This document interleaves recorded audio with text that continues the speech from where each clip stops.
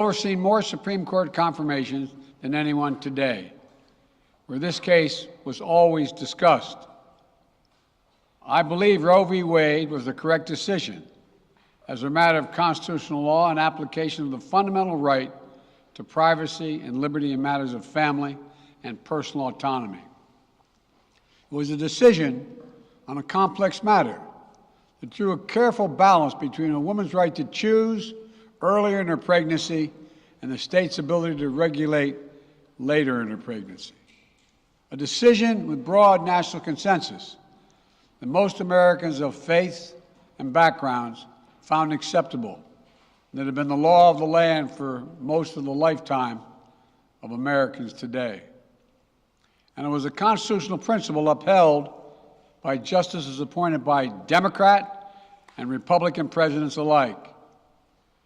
Roe v. Wade was a 7-2 decision, written by a justice appointed by a Republican president, Richard Nixon. In the 5 decades that followed Roe v. Wade, justices appointed by Republican presidents from Eisenhower, Nixon, and Reagan, George W. Bush, were among the justices who voted to uphold the principles set forth in Roe v. Wade. It was 3 justices named by one president, Donald Trump, who were the core of today's decision to upend the scales of justice and eliminate a fundamental right for women in this country.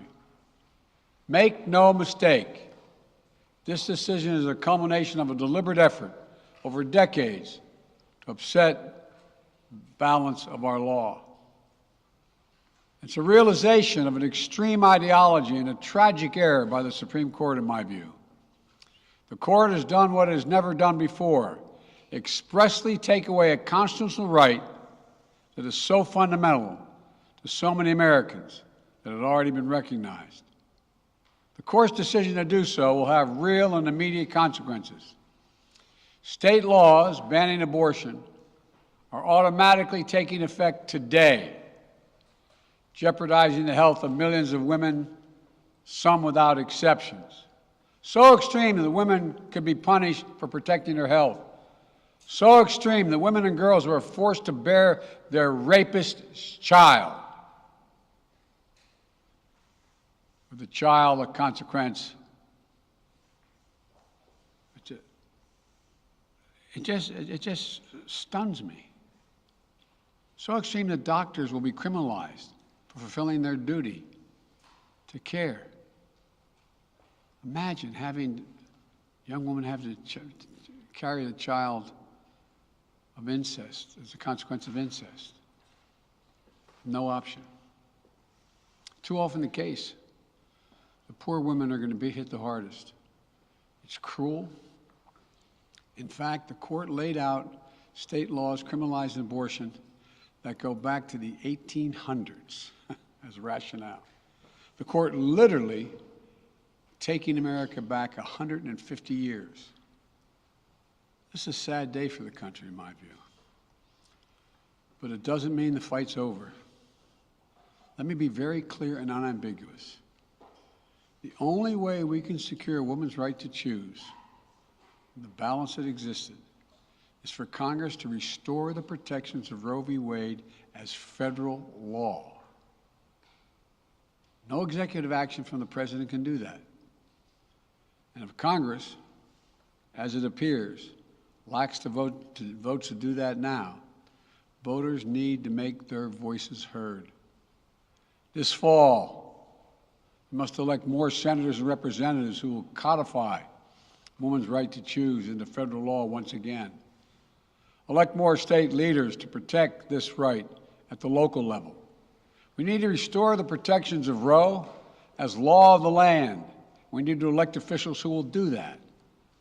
This fall, Roe is on the ballot. Personal freedoms are on the ballot. The right to privacy, liberty, equality, they're all on the ballot. Until then, I will do all of my power to protect a woman's right in states where they will face the consequences of today's decision. While the court's decision cast a dark shadow over a large swath of the land, many states in this country still recognize a woman's right to choose. So, if a woman lives in a state that restricts abortion, the Supreme Court's decision does not prevent her from traveling from her home state to the state that allows it. It does not prevent a doctor in that state from treating her. As the Attorney General has made clear, women must remain free to travel safely to another state to seek care they need.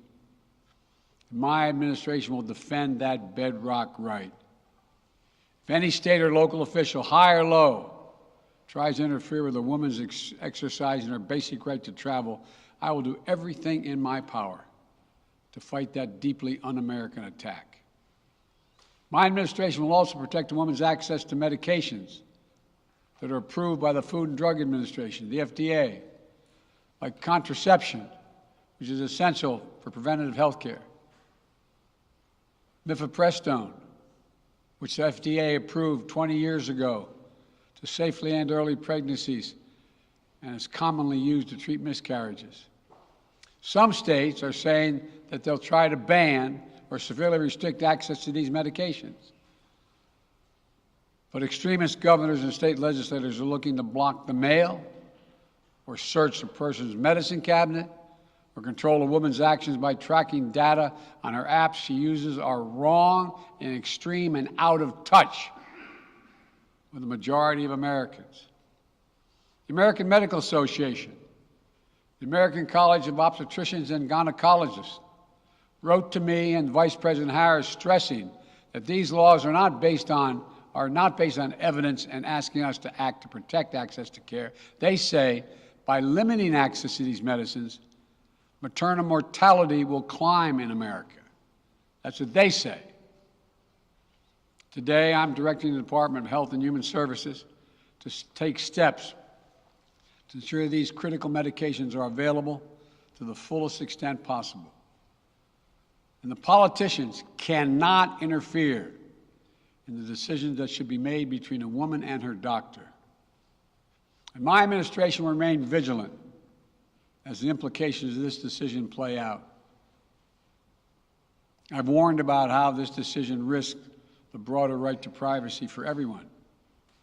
That's because Roe recognized the fundamental right to privacy that has served as a basis for so many more rights that we've come to take for granted, that are ingrained in the fabric of this country.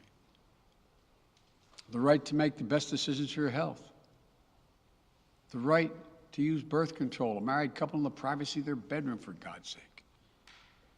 The right to marry the person you love. Now, Justice Thomas said as much today. He explicitly called to reconsider the right of marriage equality, the right of couples to make their choices on contraception.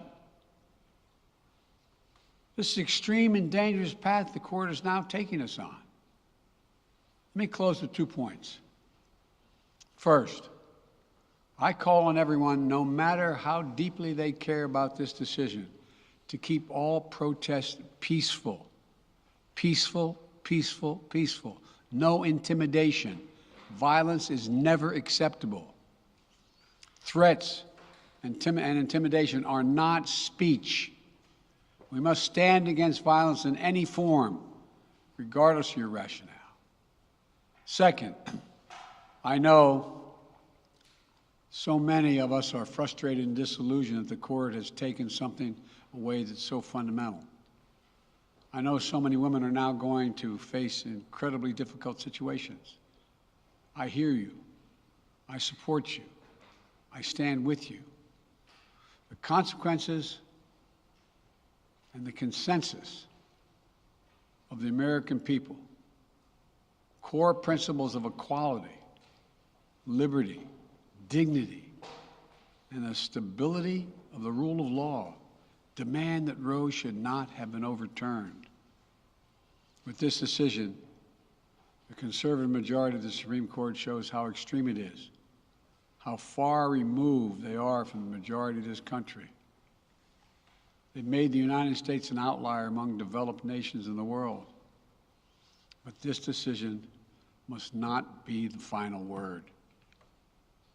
My administration will use all of its appropriate lawful powers, But Congress must act. And with your vote, you can act. You can have the final word. This is not over. Thank you very much. More to say this in weeks to come. Thank you. Mr. President, do you still have confidence?